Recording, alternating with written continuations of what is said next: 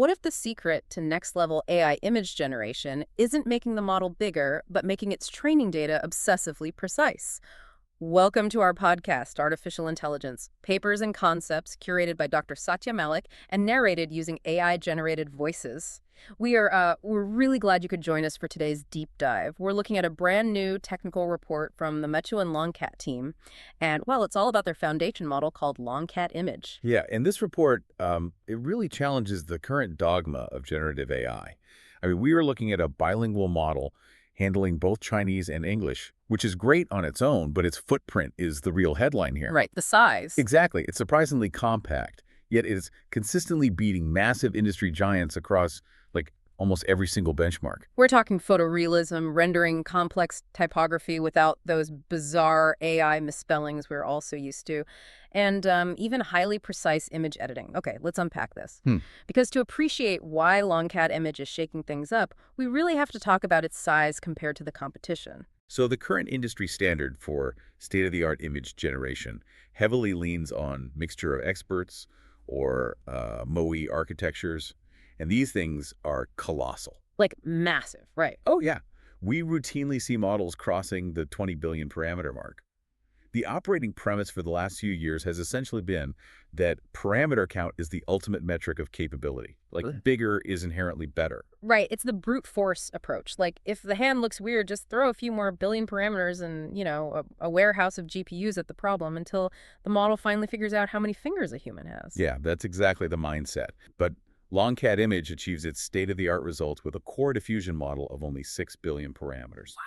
I mean, that is a tiny fraction of the size. If we want to visualize this for you listening, think of a massive 20 billion parameter MOE model, like a giant corporate committee. I like where this is going. Right, like you have a text expert, a lighting expert, a shapes expert, and they all have to translate and pass memos back and forth just to draw a single picture. It takes massive overhead.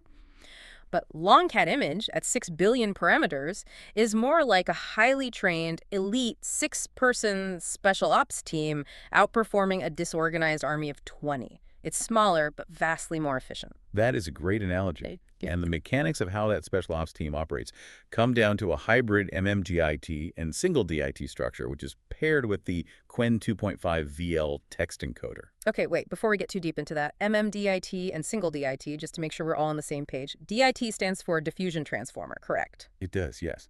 Older models typically use one architecture to process the text prompt, and then a completely different architecture, like a UNet, to generate the image. So they were fundamentally speaking different languages. Exactly.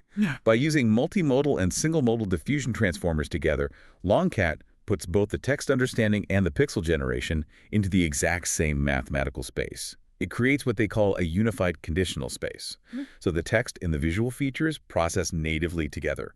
No corporate memos needed. Which means, if you are listening to this right now and you've ever tried to run a massive 20 billion parameter model on your local machine. Oh, your fan immediately sounds like a jet engine taking off. Literally a jet engine. But a 6 billion parameter model means minimal VRAM usage, rapid inference speeds, and drastically reduced deployment costs if you want to run it yourself or build it into an app.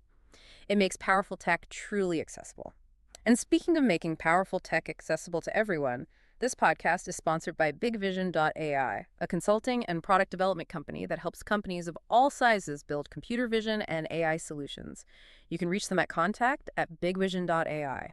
Now, if LongCat is operating with a much smaller parameter count, it obviously has to compensate somewhere. You don't just shrink a model by like 70% and get better results by magic. Right, there has to be a trade-off or a breakthrough. And reading through this report, the secret sauce is undeniably their data curation pipeline. Oh, it's wild. It's arguably the most rigorous data pipeline we've ever seen documented.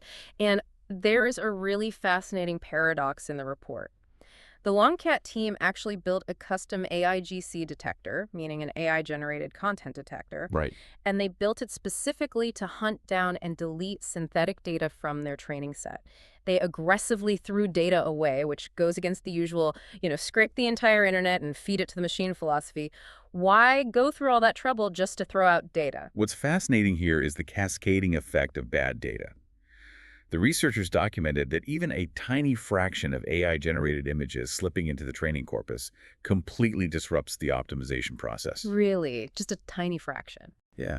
When your new AI trains on images hallucinated by an older AI, It begins to internalize the subtle statistical flaws of that older model. Oh, wow. It's like the digital equivalent of inbreeding. The flaws just compound. That is exactly what happens. Yeah. And in image generation, those compounded flaws manifest visually. The researchers describe it as a plastic or a greasy texture. Ugh, the greasy AI look. We all know it. Right, where skin looks artificially smooth, the lighting feels glossy and unnatural, shadows lack proper physical grain. By purging synthetic content with ruthless efficiency, the LongCat model only learns from actual physical reality. Mm. That is how they cure that greasy look and achieve true photorealism. But they didn't just stop at filtering out the junk. They completely re-engineered how the remaining real data is described to the model, using a framework they call multi-granularity captioning, or MGC, because typically an image in a data set gets like one caption, right? Just dog sitting on a hill. Exactly. But LongCat processes every single image through 4 distinct hierarchical levels of captioning. Okay, break those 4 levels down for us. So it starts with the entity level. Yeah. This is identifying core nouns, like dog and hill. Very basic. Right. Then you have the phrase level, which adds attributes. Yeah. So now it's brown dog and green grassy hill. Okay, making it more descriptive. Third is the composition level, which maps the semantic structure. Becomes a brown dog sitting in the foreground of a green grassy hill. So it's slowly building spatial awareness. Exactly. But the final tier is the photographic level, and this provides incredibly fine-grained visual depictions. It details the specific content, but it also injects world knowledge, complex lighting dynamics, and camera techniques. Okay, I have to jump in and play devil's advocate here. Go for it. If I show a toddler a picture of a dog on a hill, they just get it. They don't need a 4-tier hierarchical breakdown of the entity, the phrase, the composition, and the atmospheric lighting. Why does an advanced AI need us to hold its hand so tightly? Isn't a 4-level captioning system just massive over-engineering? It totally sounds like overkill, Hmm. until you look at how diffusion models actually bind concepts to pixels. See, if you just feed a model a dense, beautiful paragraph describing a scene, it frequently loses track of the spatial relationships. What do you mean? Well, it might know it needs to draw a brown dog, but it blends the brown into the grass or puts the dog floating in the sky. It struggles to map the abstraction of human language to the geometry of an image. Ah, okay. So by feeding it this structured 4-tier pyramid, you are teaching it the vocabulary of the image step by step. You're forcing it to understand that the noun dog is intrinsically linked to the physical space it occupies on the hill. Yes, exactly. You are building its semantic foundation from the ground up. Yeah. And to do this at scale for millions of images, obviously they couldn't use humans. That would take decades. Right. So they use specialized vision language models. Qwen 2.5 VL handle the entity and phrase levels. Intern VL 2.5 handle the composition level. But for that final photographic level, they had to custom fine-tune their own model. They call it the photographic captioner. Let me guess, they used LoRa for that. They did. Low-rank adaptation. It's a highly efficient way to fine-tune a model without having to retrain its entire neural network from scratch. They used LoRa to train this photographic captioner on meticulously annotated synthetic pairs. So when the main LongCat model looks at an image of, say, the Hollywood sign, its caption doesn't just say white letters on a hill. It actually understands what it is. Yes. It embeds the world knowledge that this is an iconic Los Angeles landmark, noting the depth of field and the exact time of daylighting. That makes perfect sense. You're teaching it physics, geography, and photography simultaneously. And understanding how deeply it maps language to spatial geometry leads us directly into their next breakthrough. Because if a model understands exactly where a concept belongs in physical space, does that spatial awareness extend to typography? Oh, yeah. Here's where it gets really interesting. We have to talk about text rendering. Because historically, AI struggles to spell even simple English words. The notorious AI spelling problem. It's because diffusion models historically generate shapes based on noise reduction, not keystrokes. They try to draw what text looks like, which is why a sign that should say morning brew comes out looking like morning brew. Yeah, with like 4 W's. Right. It's just hallucinating letter-like shapes. But LongCat Image fixes this, and it does it not just for English, but for Chinese characters, which are exponentially more complex. We really need to appreciate the scale of the Chinese text rendering challenge here. The Chinese dictionary contains thousands of unique characters, and many feature-dense layouts and incredibly intricate stroke orders. Which AI usually completely fumbles. Oh, completely. While some heavyweight models can handle a few hundred common characters, they just completely hallucinate when asked to render rare or highly complex ones. But because LongCat's multi-granularity captioning explicitly ties typography to its unified conditional space, it fundamentally understands the structural geometry of the characters. Exactly. The researchers benchmarked it on complex set, testing random combinations drawn from 2,000 frequent Chinese characters. LongCat image shattered the industry standard. It outperformed major open source and commercial models, including Seedream 4.0 and Qwen image, in both dictionary coverage and accuracy. Like, it renders dense characters flawlessly. That's incredible. And it handles multi-region English layouts just as well, right? It does. They tested it on CVT-G2K, which is a benchmark for spatial text placement. Think of a crowded street scene where you have a stop sign, a neon billboard in the background, and a menu in a window. Lots going on. Right. Because of that unified DIT architecture, LongCat image excels at isolating those different text elements in distinct regions without confusing the letters. If you are a developer, a graphic designer, or a creator listening right now, this is what bridges the gap between a fun novelty and a practically deployable tool. If an AI can't spell the name of a product on a mock-up, it's useless for commercial graphic design or poster generation. Mastering typography elevates this from generating inspiration to generating final production-ready assets. Which brings up the next hurdle. Yeah. What happens when that production-ready asset is 95% perfect, but the client wants you to change the color of the subject's shirt? The editing problem. Transitioning from text to image generation to LongCat image edit. This is historically frustrating. Yeah. Using standard AI to edit an image is usually like asking someone to repaint your living room walls, but while they do it, they accidentally change the shape of your house and replace your sofa with a bathtub. It is the most frustrating thing. The identity of the original image just gets destroyed. And that happens because standard diffusion models essentially reimagine the entire scene from scratch every time you run a prompt, even for minor edit. The LongCat team tackled this by building a specialized variant called LongCat Image Edit.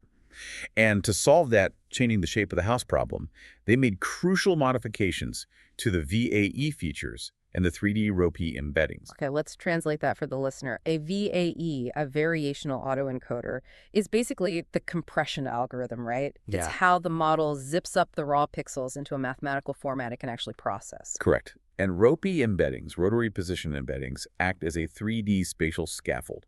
They basically assign a mathematical coordinate to every single feature in that compressed VAE space. Okay, I see where this is going. By distinguishing the reference image using the first dimension of those 3D ROPE embeddings, you are basically giving the AI a locked GPS coordinate for every pixel. Yes. You're saying, here is the exact spatial blueprint of the face. Do not touch these coordinates. Only swap the pixels inside the specific polygon of the shirt. That is a brilliant way to conceptualize it. The model mathematically locks the spatial structure of the original image and processes it alongside your new instructions. The result is surgical precision. It's incredible. The report shows examples of fine-grained portrait editing, like flawless blemish removal or relighting a subject's face from a different angle. It can add a coffee mug to a table without altering the wood grain underneath it. My favorite example was a radical viewpoint change, or pose change. They took a portrait of someone facing sideways, prompted the model to change the viewpoint to the front, and it did it while perfectly preserving the subject's original facial identity, their clothing, and the background. It basically functions like a virtual 3D camera. It really does. Okay. But the architecture is only half the story. The why behind its consistency comes down to their supervised fine-tuning stage, or SFT. They used a strict human-in-the-loop filtering protocol to teach the model how to edit. Wait, so they paired a source image with a target-edited image? Yes. And humans had to verify every single pair? Yes, with ruthless standards. The researchers made a vital discovery here, and this is crucial. Even a marginal relaxation of alignment standards ruined the model. Really, just a slight relaxation. Yeah. If a human reviewer allowed a training pair, where the lighting shifted just a tiny bit between the source and the target, the model internalized that sloppiness. It learned that changing a shirt also meant it was okay to change the lighting. By enforcing absolute strictness in visual consistency during training, they forced the model to learn perfect identity preservation. Wow. It all circles back to that obsessive, uncompromising data precision. Okay, Uh, let's unpack this. We have this 6 billion parameter model. It creates photorealistic images without the greasy AI look. It spells complex typography flawlessly, and it edits with surgical precision. So what does this all mean? Like, how do people actually get their hands on this tech? this is perhaps the most exciting part of the Mitchell and LongCat team's approach. They aren't just throwing a lockdown, polished model over the wall. They're demonstrating an intense commitment to the open source community and developers. Because normally, when a massive company open sources a model, they give you the final version, which is great if you just want to use it as is, but it's terrible if you want to fundamentally tweak its behavior for a custom application. Right, because final models have undergone aggressive RLHF, reinforcement learning from human feedback. RLHF is what makes a model safe and good at following standard instructions. But it also makes the model rigid. It's locked in. Exactly. It loses its underlying plasticity and becomes very stubborn if you try to fine-tune it for a radically different niche task. So what did the LongCat team do differently?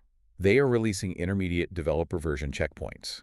These are the snapshots of the model saved before that aggressive RLHF alignment takes place. Oh, that's huge. That means developers and researchers aren't just getting the finished product. They are getting the raw, highly capable, but highly malleable clay. They are. Multiple model versions for both text-to-image and image editing are being released.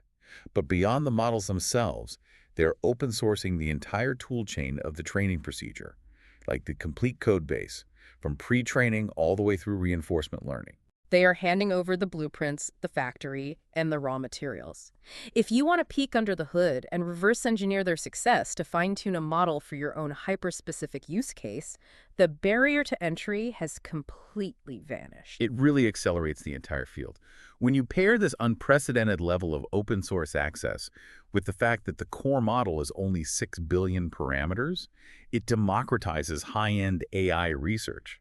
You don't need a multi-million-dollar data center to experiment with state-of-the-art generative architecture anymore. You can build upon SOTA technology right now. Which brings up a really profound shift in how we think about the future of this technology. It raises an important question, and it's a thought I'd like to leave everyone with. Yeah. We have spent the last few years watching massive tech conglomerates race to build the biggest models possible, assuming parameter count was the only path to artificial intelligence. But if a highly efficient, relatively small 6 billion parameter model can rival and even defeat commercial giants purely through an unrelenting obsession over data quality and multi-granularity captioning, are we officially witnessing the end of the brute force parameter scaling era? We are moving from working harder to working smarter. And if that's true, what new innovations could you build when state-of-the-art models no longer require supercomputers but can comfortably run on your local machine? When the bottleneck is no longer your computing budget, but simply your imagination. Now, that is an exciting future. From the unorganized noise of massive data sets, we are finally seeing the power of precision. Thank you for listening to today's episode. Please subscribe to our podcast to stay updated on the latest AI research and concepts.